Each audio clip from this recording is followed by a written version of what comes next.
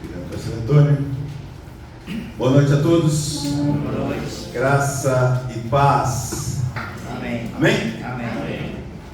Abra sua Bíblia em Marcos capítulo 8, 27 até 29. Esse é um primeiro texto que eu quero compartilhar com vocês. Depois nós vamos caminhar para um outro texto. Se você está próximo a um visitante, por gentileza, compartilhe a sua Bíblia. Obrigado, meu irmão. Depois você pode fazer mais uns 2 desses, sabe?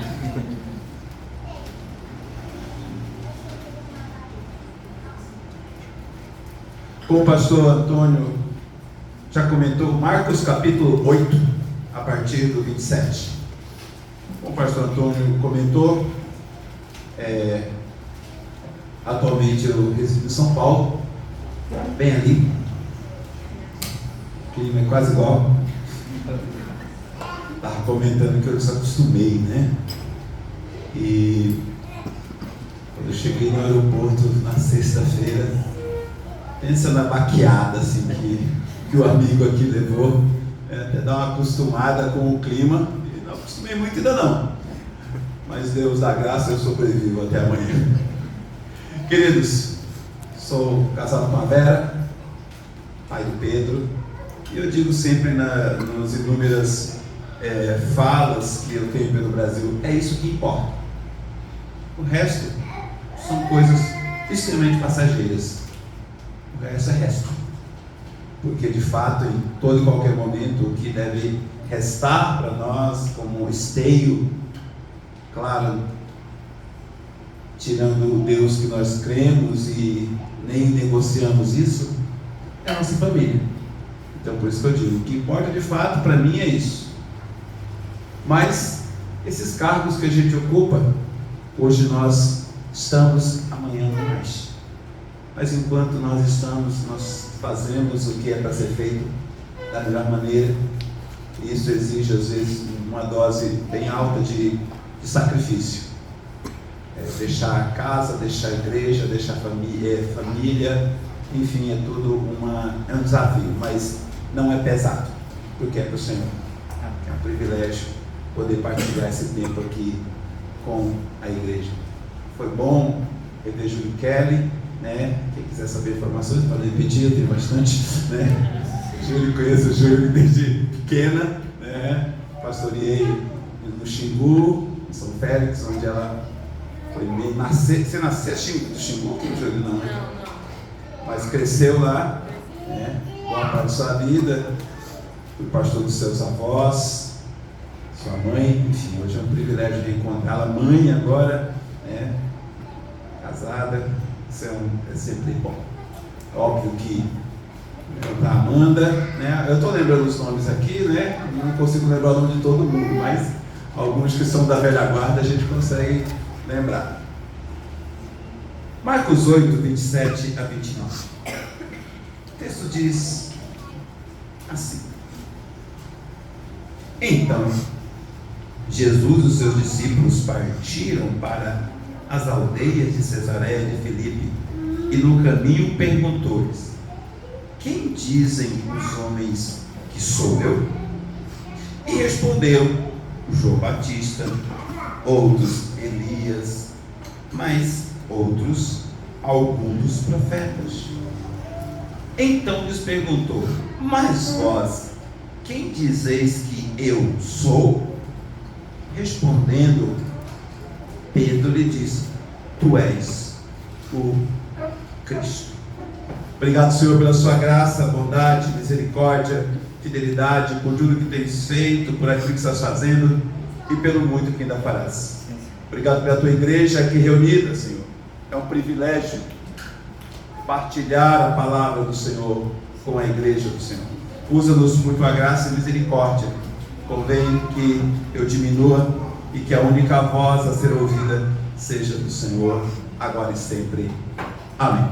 Amém. Uma pergunta: quem está aqui nessa noite que é visitante de primeira vez? Primeira vez que está aqui. Tem uma, duas, três, legal. sei se tem alguém atrás da pilastra, mas obrigado, queridos. Ok. Então eu devo acreditar que a maioria é de casa, tá certo, pastor Antônio? A grande maioria? Ótimo, muito bem. Quando você lê esse texto, tem duas perguntas interessantes. Não são perguntas ocultas. Eu sempre costumo dizer para as pessoas que não existe nada oculto no Evangelho, tá? Não tem nenhum segredo oculto na Bíblia. Isso é invenção. Isso é coisa da cabeça do povo que quer ganhar dinheiro nas costas das pessoas. Olha, eu descobri um segredo oculto. Eu acho que Deus no céu, sentado ali na Trindade, um olha para o outro assim: qual é o segredo oculto que a gente deixou ali mesmo? Porque o Evangelho é puro e simples, não é verdade? Claríssimo, está ali, é cristalino. Uma outra coisa a gente não entende, mas depois a gente pesquisa e o texto se esclarece. Não tem nada oculto. E aqui tem duas perguntas claras. A primeira pergunta, Jesus fala assim: quem dizem as pessoas que eu sou? O que o povo está dizendo? O que o pessoal está dizendo de mim lá no mercado? O que o pessoal está dizendo que eu sou no cabeleireiro? Né? Quem o pessoal está dizendo que eu sou nas ruas? Se fosse lá no Xingu, onde passei um bom tempo, o que a Rádio Peão está dizendo por aí que sou? Às vezes eu falo Rádio Peão nas regiões do Brasil, o pessoal olha assim para mim e fala: deixa eu consertar aqui. O que o povão está dizendo? E nessa perspectiva, eles responderam: uns estão dizendo que o senhor é João Batista, outros estão dizendo que o senhor é Elias. E aí eles poderiam ter dado inúmeras definições acerca de quem era Jesus. Ok. Mas de repente a pergunta muda. Jesus vira para eles assim: tá bom, já sei o que o povo está dizendo de mim, mas agora eu tenho uma outra pergunta para vocês. Quem vocês dizem que eu sou? Eita. E aí muda de figura a pergunta, porque eles andavam com Jesus 3 anos ali na caminhada com Jesus, e agora eles precisavam ter uma definição. Quem sou eu? Quem vocês dizem que eu sou? O texto não diz que eles ofereceram muitas respostas, mas é possível que alguns tenham dito assim, até que Pedro dá a resposta: tu és o Cristo. Eu costumo dizer que Pedro é fantástico. Ele é 8 ou 80. Ou ele fala uma coisa maravilhosa, ou ele fala uma baita bobagem. Mas aqui ele fala uma coisa maravilhosa. Ele define Jesus: tu és o Cristo, aquele que haveria de vir, o prometido e o esperado das nações, o esperado de Israel. E Jesus diz: não conta para ninguém. Então, duas coisas são importantes ali. A primeira era: o que o povo diz que eu sou? A segunda é: quem vocês dizem que eu sou? E isso é impactante, porque o que o povo diz que Jesus não faz muita diferença. Porque as pessoas falam um monte de coisa sobre Jesus. Pergunte no ambiente de universidade, por exemplo: e aí, amiga, quem é Jesus para você? Uns vão dizer: é o Salvador. Outros vão dizer: é o Filho de Deus. Mas daqui a pouco começam a vir as definições para lá de maluca. Ele é uma energia. Nossa, pronto, virou equatorial.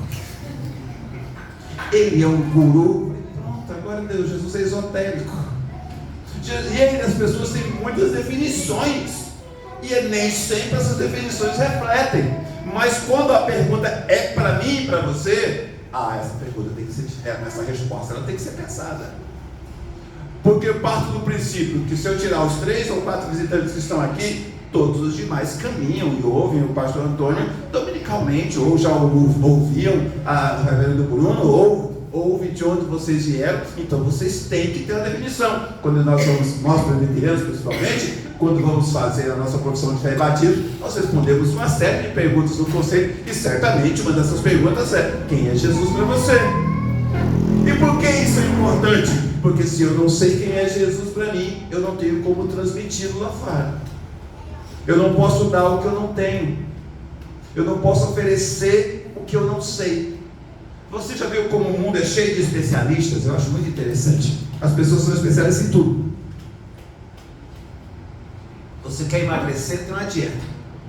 Dieta da lua, dieta do ovo, dieta da sopa, né? Só quem é bariátrico sabe das dietas, né? Eu sou bariátrico. Então, imagine que eu tentei quase tudo isso. Até veneno de rato, se bobeasse. Porque dizia que a gente emagrecia. Eu quase morri uma vez por causa do remédio que eu tomei. Porque eu fui na cabeça de alguém. Nós temos várias definições. Somos especialistas em de turbina de disco voador a perna de pulga. Nós conseguimos ter uma definição. Isso vai dizer, quando você vai checar, a maioria das coisas depende da cabeça, mas as pessoas têm definições. Agora, o quanto as definições são reais, isso vai fazer toda a diferença. A pergunta: quem é Jesus para você? Eu sou capelão do Mackenzie e nós temos um culto todas as quintas às 18 horas, é um culto de 30 a 40 minutos para os universitários. Nós estamos há 1 ano e meio respondendo essa mesma pergunta: quem é Jesus? Baseado em João. Nós estamos há 1 ano e meio, chegamos no capítulo 8 agora. Toda quinta fica tirando as férias, a gente está respondendo a mesma pergunta. Cada semana é uma resposta baseada no Evangelho de João, e a gente está trabalhando isso. Vocês não imaginam quantas coisas nós já descobrimos, quantas coisas nós já trouxemos para o coração daqueles universitários, porque o ambiente que eles estão é extremamente difícil e eles precisam saber quem é Jesus para eles, porque senão eles serão engolidos por aquela massa agnóstica, esotérica e um monte de outras coisas. Ok, mas de repente vai surgir uma outra realidade, e eu convido você a um outro olhar agora para um outro texto que está em Atos capítulo 4. Atos capítulo 4, mais uma vez, se você está próximo a um visitante, você compartilhe o seu texto com ele. Atos 4, de 32 até 35. Mateus, Marcos, Lucas, João, Atos. Isso, vai lá. Atos 4, de 32 a 35 tem a seguinte mensagem: da multidão dos que creram era um o coração e a alma. Ninguém considerava exclusivamente sua nenhuma das coisas que possuía, tudo, porém, lhes era comum. Com grande poder, os apóstolos davam testemunho da ressurreição do Senhor Jesus, e em todos eles havia uma abundante graça, pois nenhum necessitado havia entre eles, porquanto que possuíam terras ou casas, vendendo-as, traziam os valores correspondentes e depositavam aos pés dos apóstolos. Então se distribuía a qualquer um à medida que alguém tinha necessidade. Queridos, a minha fala com vocês essa noite tem muito a ver com o momento que vocês vivem. Vocês são um projeto de plantação de igreja, ou seja, é um projeto no qual está sendo investido, é um projeto no qual espera-se que futuramente nós tenhamos uma igreja.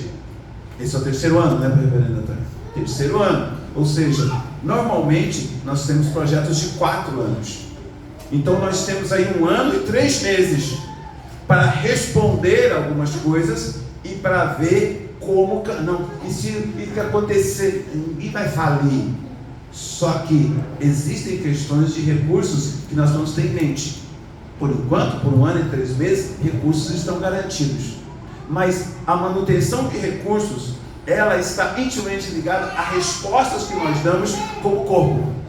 Como assim? Nós precisamos, de alguma maneira, esse grupo que é muito bom, que está tomando praticamente todas as cadeiras nessa noite, saiba responder aí para fora acerca dessa realidade de quem é Jesus para vocês, porque à medida que nós sabemos responder para esse mundo que nos cerca, esse lugar tende a ficar pequeno, e à medida que esse lugar tende a ficar pequeno, outras demandas surgem, e uma das demandas é: precisamos nos tornar uma igreja organizada, porque nós já temos demandas que uma congregação ou um projeto não responde. E aí nós vamos ter que pensar: vamos comprar um lugar? Teremos que sair e alugar um outro lugar? Ou vamos comprar o hotel todo logo? Não é uma ideia. Como diria meus amigos pentecostais, recebe, irmão. Enfim, nós temos essa realidade. Mas tudo passa por mim. Não passa por mim. Só passa por mim quando eu tenho que aprovar um projeto. Passa por vocês. Não, é o pastor. Não passa pelo pastor. Óbvio que também por ele, mas não é ele a estrela dessa companhia. E nesse aspecto eu preciso responder para quem está no meu entorno quem é Jesus. Mas como é que as pessoas vão saber que eu estou respondendo quem é Jesus? Porque as pessoas nos leem. O grande erro nosso é achar que as pessoas não fazem leituras a partir de quem nós somos. Esse é o grande erro. As pessoas estão lendo a igreja o tempo inteiro. Só a igreja que não percebe que está sendo lida. E à medida que as pessoas nos leem, elas vêm e permanecem, ou não vêm e nem permanecem, ou vêm e não ficam. E nós teríamos um público muito flutuante, que nunca fará com que sejamos uma igreja. Ok. Agora, que marcas que vocês, como igreja, mas qualquer igreja, precisa possuir, para que as pessoas possam ler em vocês, ou em qualquer outra igreja, acerca de quem é Jesus? Quando você olha para Atos, o versículo 32 diz assim: da multidão dos que creram era uma a mente e o coração. Ninguém considerava unicamente sua coisa alguma que possuísse, mas compartilhavam tudo o que eles possuíam. A primeira leitura que as pessoas precisam fazer de nós aí fora é: somos uma igreja una ou não? Somos uma igreja unida ou não? Porque o texto diz isso. Esse é o desafio do versículo 32. A primeira leitura que as pessoas precisam fazer de nós é: aquela igreja caminha junto, aquela igreja tem objetivo. Até porque, queridos e queridas, quem não sabe onde quer chegar, qualquer lugar serve. Para quem não sabe onde quer chegar, qualquer lugar serve. Alguém postou hoje na internet e eu achei muito legal, e eu printei a tela. Deixa eu achar aqui. A pessoa escreveu assim: reunir-se é um começo, ficar junto é um processo, trabalhar juntos é sucesso. Eu fiquei pensando, ele tem razão. Porque isso tudo vai demonstrar para esse mundo que está aí fora se nós somos unidos ou não, se nós temos uma mentalidade. Isso não é a mentalidade de rebanho, assim, no pior sentido da palavra. Você não vai se tornar uma vaquinha de presépio que concorda com tudo, mas nos objetivos. Nós somos um. Quando você olha para esse texto, no que aquela igreja era unida? Eles eram unidos na mente, ou seja, eles eram unidos nos planos. No que eles eram unidos? Eles eram unidos no coração, ou nos seus sentimentos. No que mais eles eram unidos? Eles eram unidos na solidariedade, na ação. Eles estavam ali, vestiram a camisa. Porque é muito fácil, irmãos, dizer assim: ah, nós temos um pastor, isso aí é o pastor que faz. Eu sei que essa igreja não é assim, mas a minha é. As pessoas esperam que o pastor faça aquilo que eles deveriam fazer. Pergunta: pastor Antônio, ele não pediu para falar nada disso não, depois ele resolve você. Pastor Antônio consegue ir na sua escola junto com você todos os dias? Ele consegue ir na faculdade com você todos os dias? Ele vai para o trabalho com você todos os dias? Ele vai caminhar, fazer caminhada com você todos os dias? Ele vai jogar um futebol com você todos os dias? Não, né? Não tem como. Ele não é Deus. Logo, há lugares que só você pode chegar, que o seu pastor jamais chegará. E é nesse lugar que as pessoas precisam ver que a sua igreja é uma igreja unida. Não é uma panelinha, é uma igreja unida. Mente é uma igreja unida nos sentimentos, é uma igreja unida na ação. E essa é a primeira leitura que as pessoas precisam fazer de nós. Quando eles fazem essa leitura de nós, você está respondendo: quem é Jesus para eles? Você está respondendo. Eles vão dizer: o Jesus desse povo é diferente do Jesus que eu estou vendo por aí. O Jesus desse povo consegue uni-los em torno de um objetivo. O texto prossegue. Quando você olha no verso 33, na parte A, ele fala assim: Com grande poder os apóstolos continuavam a testemunhar da ressurreição do Senhor Jesus. Se a primeira coisa que essa igreja possuía era união, a segunda coisa que essa igreja possuía era poder. E aí nós temos um problema no meio evangélico, porque as pessoas acham que poder tem a ver com estardalhaço. As pessoas acham que poder tem a ver com expulsar demônios. As pessoas acham que poder tem a ver com necessariamente ser um pastor de uma mega igreja. Não, o texto não diz isso. O texto diz que o poder deles estava exatamente no quê? No testemunho da ressurreição de Jesus. Quando você olha para esse texto, você tem que entender: o poder de Deus residia nessa igreja para quê? Exatamente para que ela testemunhasse continuamente sobre a ressurreição de Jesus, para que ela glorificasse a Deus continuamente através da ressurreição de Jesus, e para que através do testemunho da ressurreição de Jesus as pessoas fossem salvas e se encontrassem com Jesus. Esse é o poder da igreja.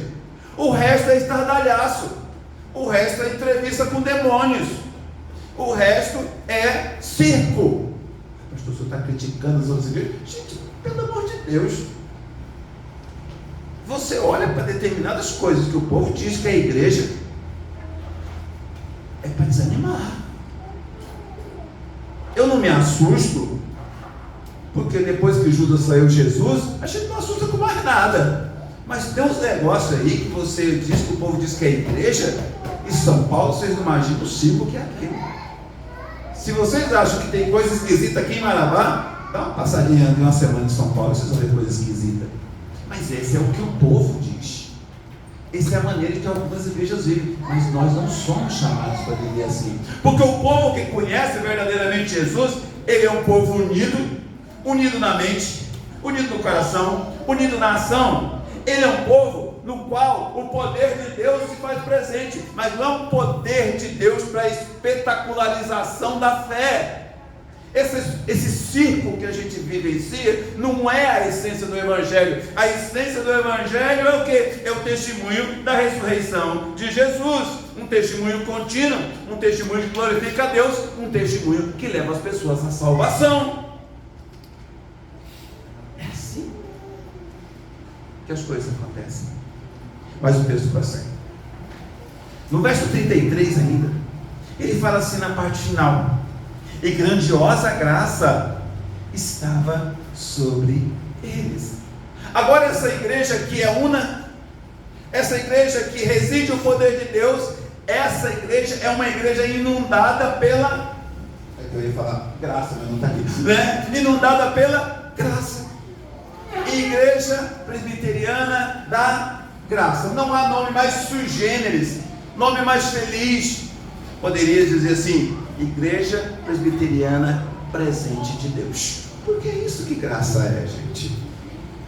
Quando você fala: eu sou da Igreja Presbiteriana da Graça, você está dizendo que você é da Igreja Presbiteriana que Deus oferece um presente à humanidade. Você já pensou? Você já imaginou que você, como igreja, é um presente para esse mundão aí fora?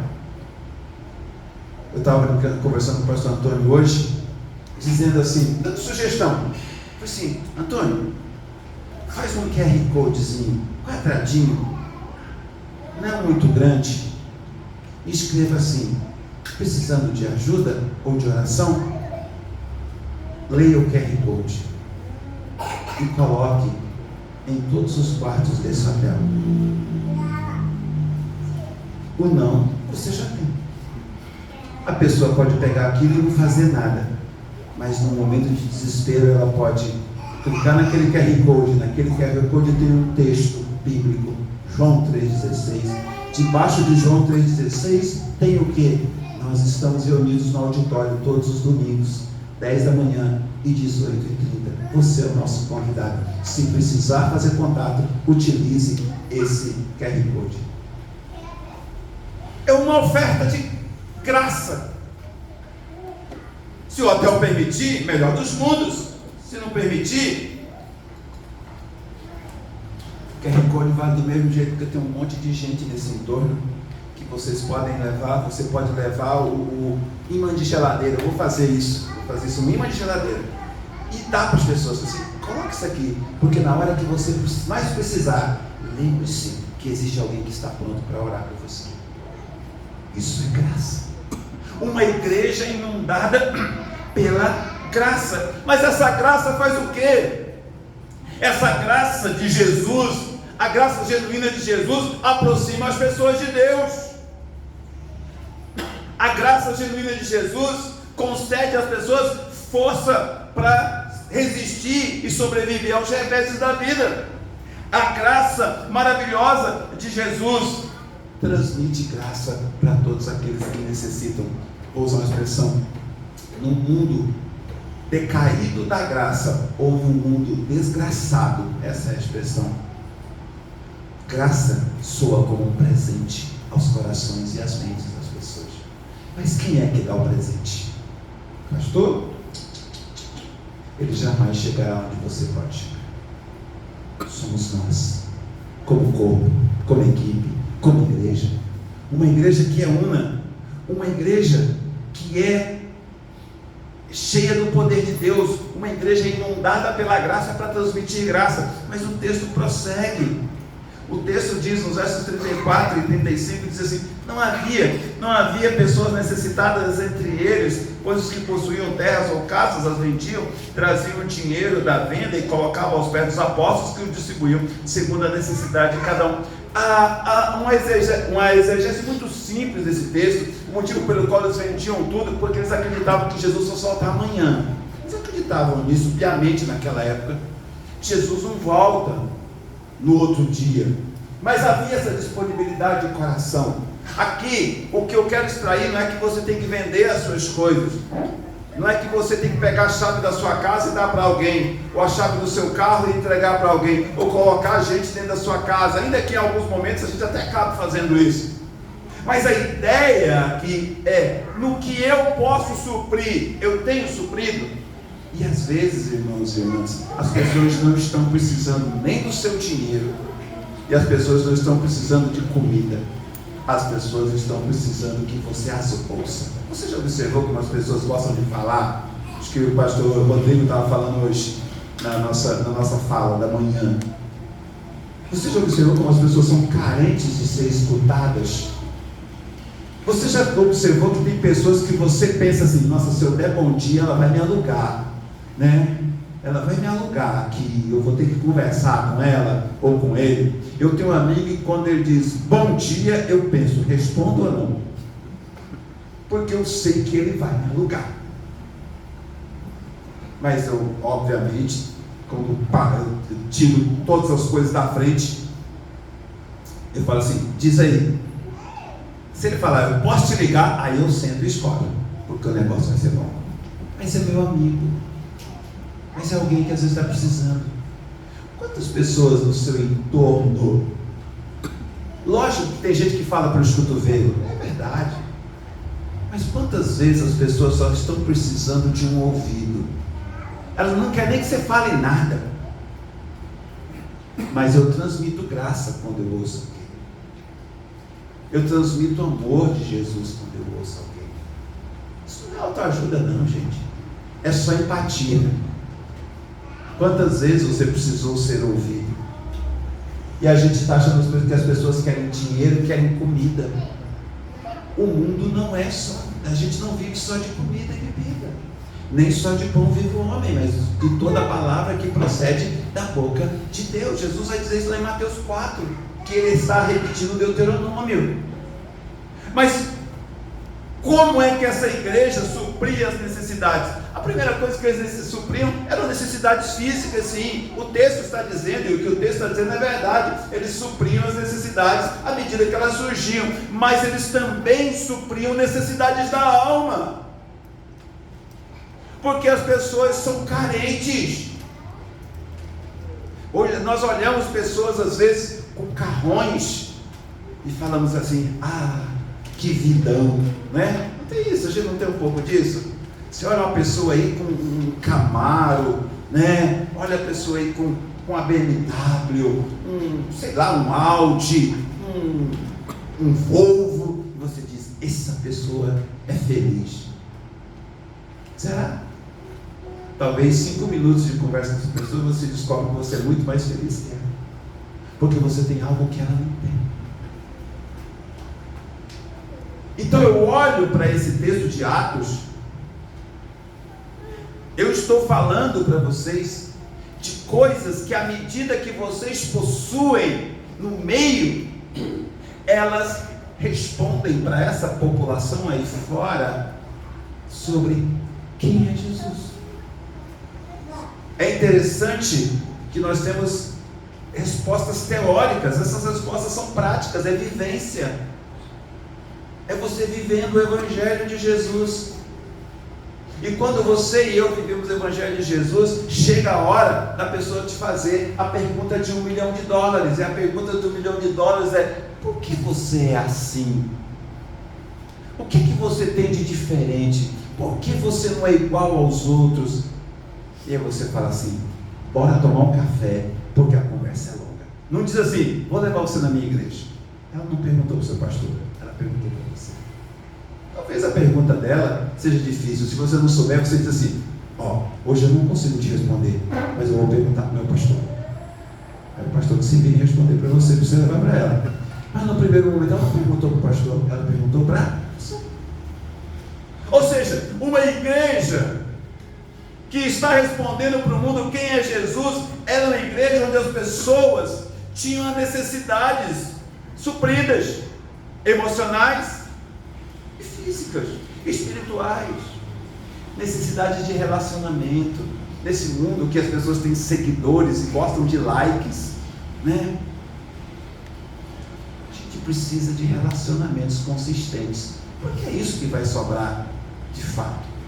Mas o texto prossegue. Quando você chega no verso de número 36, o texto vai dizer o seguinte: José, a quem os apóstolos deram o sobrenome de Barnabé, que quer dizer filho da exortação, levita natural de Chipre. Eu gosto muito da história de Barnabé. Barnabé é um personagem interessante. Até porque ele é um cara que acaba tendo que caminhar com Paulo, e para caminhar com Paulo era uma das tarefas mais complicadas que tinha. Paulo era muito difícil, e Barnabé é o cara que vai andar com Paulo, depois eles acabam andando separados. Mas Barnabé, o nome dele é que é interessante. Barnabé, como nós conhecemos, talvez você não conheça, Barnabé significa filho da consolação, não é verdade? Mas eu gosto de outra definição sobre o significado de Barnabé. Eu gosto dessa definição. Barnabé significa aquele que dá coragem, aquele que é um encorajador, aquela pessoa que você chega para conversar e ela te encoraja. Gente, como é bom conversar com esse tipo de gente. Às vezes as pessoas que não conhecem Jesus dizem assim: você é muito alto astral. As pessoas gostam de falar esses negocinhos, e você deixa falar, porque na hora que ela te fizer a pergunta certa, você diz: eu não sou alto astral, eu sou encorajadora, eu sou encorajador, porque em mim e na minha vida está aquele que me capacita a dar toda a coragem necessária. Barnabé é isso, um cristão convertido. Você vai encontrá-lo aqui, depois você vai encontrá-lo de novo em Atos 9, 27. Mas encorajamento é uma palavra que ela está talvez na moda e em falta ao mesmo tempo. Pandemia ensinou isso. Nós vivemos uma pandemia, coisa de 4 anos atrás. Tempos difíceis, tempos complexos. As pessoas estavam com medo de morrer, né? Amanda é médica, não sei se tem mais médicos de idade de saúde. As pessoas espirravam, já achavam que estavam com Covid. Eu, quando tive Covid, eu ficava com o oxímetro no dedo o dia inteiro. Gente, eu não passei nem perto de ter nada, mas o medo da morte era algo que eu trabalhava. Nosso trabalho na capelania do Mackenzie foi todo online por 2 anos. E a fala principal nossa eram falas de encorajamento, baseadas no Evangelho, mas as pessoas estavam com medo de morrer. Cada um viveu esse momento aqui de uma maneira diferente, mas todos nós, quando quando abríamos a televisão para assistir um culto ou o culto da nossa igreja, a palavra que nós esperávamos era que, calma meus irmãos, vocês não vão morrer.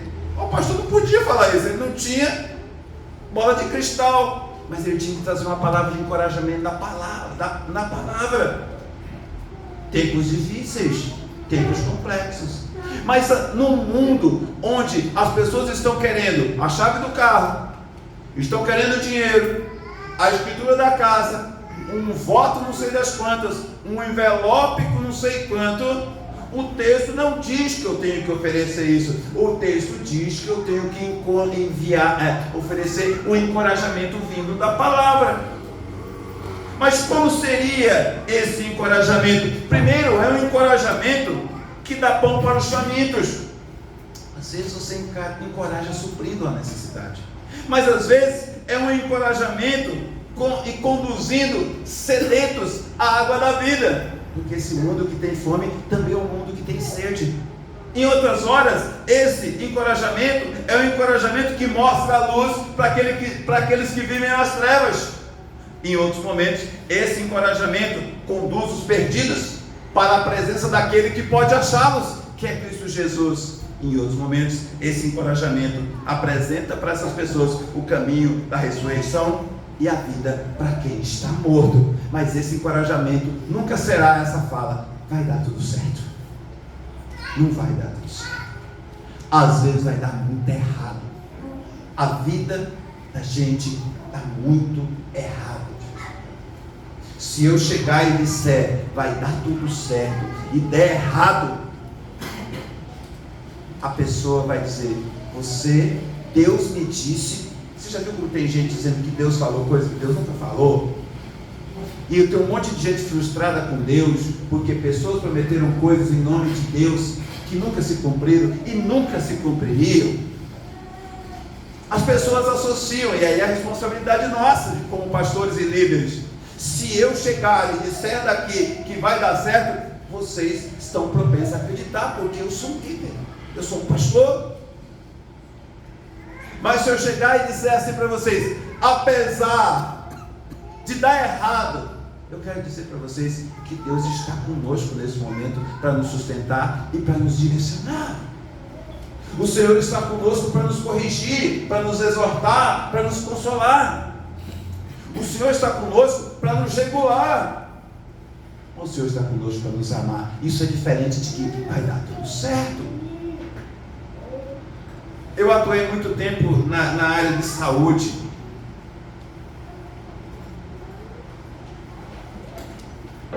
Eu sou técnico em enfermagem. Quando Deus me chama para o ministério, eu estava no cursinho para medicina. Papai do céu vai lá e fala assim: você vai ser médico, mas não desse aqui, vai ser médico de outra área. Mas eu trabalhei muito tempo, e os setores que eu gostava de trabalhar e trabalhei muito tempo era UTI. E o pessoal sempre achava que UTI era um lugar de morrer, e a nossa fala sempre dizia: UTI é um lugar de viver.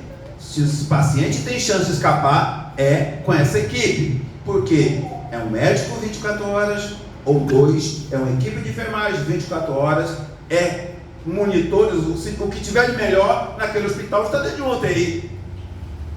Mas uma das horas mais difíceis era a hora que a gente tinha que dar informação para as famílias. Tinha dia que os médicos falavam assim: não, vai lá e fala. Era difícil. Por quê? Qualquer coisa que a gente falasse, as pessoas acreditariam, especialmente para quem estava precisando de esperança. Então criou-se a palavra estável. Estável às vezes não quer dizer absolutamente nada, irmãos. Só quer dizer que aquela pessoa pode viver ou morrer. Isso que quer dizer estável? É grave, mas está estável. Continuou grave, não deixou de ser grave. E aí a gente ia, mas a gente tinha aprendido uma fala: nunca diga que o paciente está bem. Porque se ele está no UTI, pode acontecer qualquer coisa. E aconteceu uma vez. Uma colega vai e disse que o paciente estava bem. E ela infartou. Deus nos acuda. Ah, mas você disse que estava bem. Como é que explica para a família isso? A pessoa não fez por mal. A mulher estava bem mesmo. Estava conversando, de repente. Tem momentos que você tem que chegar e dizer assim: o quadro está estável, mas nós estamos abandonados por Deus. Deus está conosco, Deus está guiando, Deus está protegendo, Deus está nos amando, e com isso você vai encorajando corações. Você não está dizendo que vai dar tudo certo, mas você está esperançando o coração das pessoas. Quem está aí fora no mundo desesperançado, como é esse mundo que nós vivemos, ouvir uma fala dessa, isso é um alento para a vida, para a alma e para o coração. Nosso desafio é sermos filhos e filhas da consolação, homens e mulheres que dão encorajamento para aqueles que necessitam de um suspiro de vida no mundo tão morto nos delitos e pecados. Encorajar não é passar pano, tá, gente? Encorajar não é dizer, não, está tudo bem, hoje eu me quero, você está, mas está tudo, não. Porque tem hora que você tem que encorajar dizendo, está tudo errado, tá? Está dando errado porque está tudo errado. Eu não sou um pastor convencional, porque eu não cuido de uma igreja como pastor titular, mas quando cuidava, tinha membros da minha igreja que chegavam assim e falavam assim, pastor, o que está acontecendo comigo? Eu falo, você quer por data ou por ordem alfabética? Eu posso dar. Não é difícil de dizer para você que está dando errado na sua vida, não. Aí se a pessoa aguentasse o tranco e falasse assim, pode falar, fala, senta aí que o negócio é assim. Não. Outras vezes a pessoa chegava e a gente sentava e eu conversava e o encorajamento era diferente, mas as pessoas precisam encontrar esse encorajamento de Deus na nossa boca. É assim que eles leem que essa igreja sabe quem é Jesus. E quando eu chego ao final do texto, eu chego no verso 37, ele diz assim, que vendeu o campo que possuía, trouxe o dinheiro e colocou aos pés dos apóstolos. Na verdade era até o 37, eu li só até o 35. Mas se você olha para esse texto, a última característica dessa igreja é que ela era uma igreja da fidelidade sem reservas, mas ao mesmo tempo ela era uma igreja da generosidade. O interessante desse texto é que quando ele se abre, ou melhor, quando você olha o texto seguinte, é o texto de Ananias e Safira, que vende um terreno e dá para a igreja, só que eles só negam uma parte. O que ele faz aqui é, ele vendeu o campo e ele entregou tudo, dizendo assim, isso como vai ser administrado não é mais problema meu, a minha questão é ser fiel. E você olha para esse texto, por que eles eram fiéis? Primeiro porque eles entendiam que estavam dando para Deus, não estavam entregando para os apóstolos, ao contrário dos apóstolos modernos que compram aviões, limusines e carrões. Não, eles estavam entregando para suprir necessidades. Mas outra coisa, eles também eles estavam sendo fiéis, eles estavam indo além da lei. A lei estabelecia um valor e eles estavam entregando tudo. Mas também porque eles confiavam naqueles que estavam administrando aquilo que eles entregavam. Você não paga dízimo, a gente paga boleto.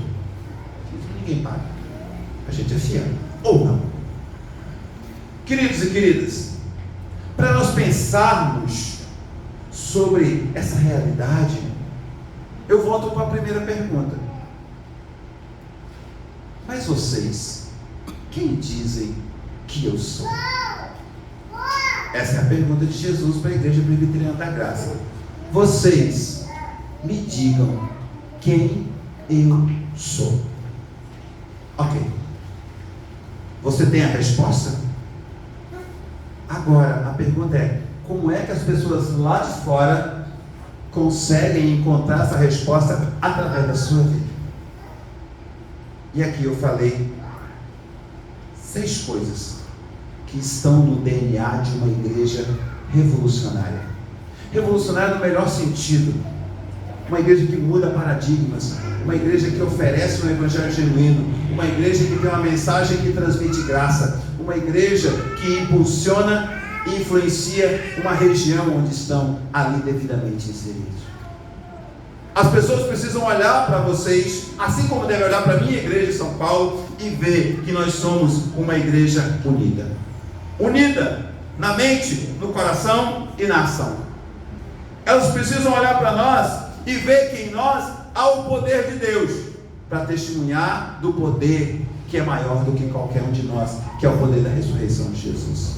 As pessoas precisam olhar para nós e encontrar a graça de Deus nesse ambiente e ver se somos ou não inundados pela graça dele.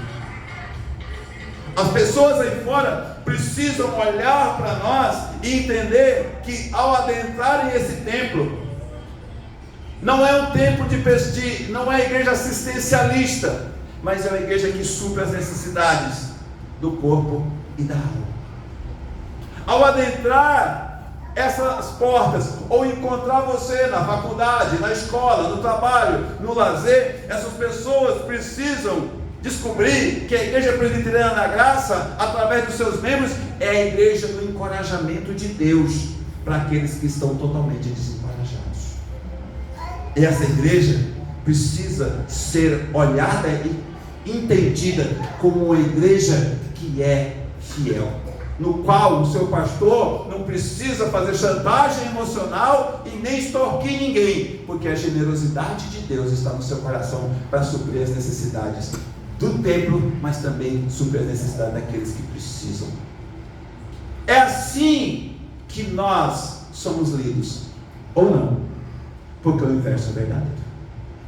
Mas a partir dessa leitura correta, certamente pessoas adentrarão esse templo, ou pessoas farão a pergunta de $1 milhão para vocês: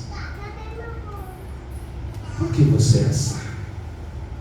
O que é que você tem que os outros não têm? E você meio timidamente fala assim: é Jesus na minha vida. E essa pessoa fala assim: eu quero saber mais. E você fala: vamos conversar, vamos tomar um café. Olha, se você quiser ir assistir um culto, esses são os horários, mas se você não quiser, eu estou aqui para te responder as perguntas. Aí é copia e cola. Pastor, manda aí, vai respondendo. Aí vai chegar uma hora que as pessoas vão dizer: eu quero ouvir mais. Aí você vai dizer: agora eu quero que você vá a um lugar comigo, porque lá nós temos um alimento consistente da palavra todos os domingos, e eu tenho certeza que você terá as suas dúvidas, pelo menos iniciais, todas respondidas. Esses são elementos que tem que estar no meu, no seu e em qualquer DNA de qualquer igreja saudável, que quer crescer saudável, que quer se estabelecer, que quer ser relevante e influenciar esse meio no qual nós estamos inseridos.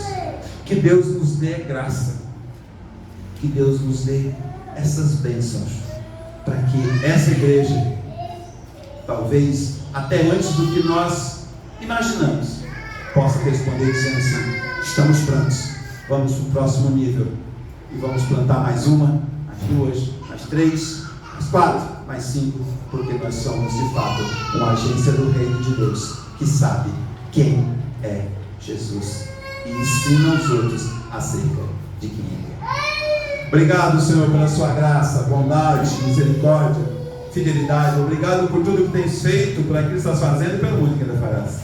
Louvado seja o teu nome, agradecido tu és, ó Deus, a começar em mim, que possamos vislumbrar e possuir esse DNA revolucionário nas nossas mentes, nossos corações e no nosso corpo de Cristo. Pai eterno, Pai bondoso, Pai miraculoso, ser propício a cada um de nós. Essa é a nossa oração em nome e por amor de Jesus, que vive e reina eternamente. Amém.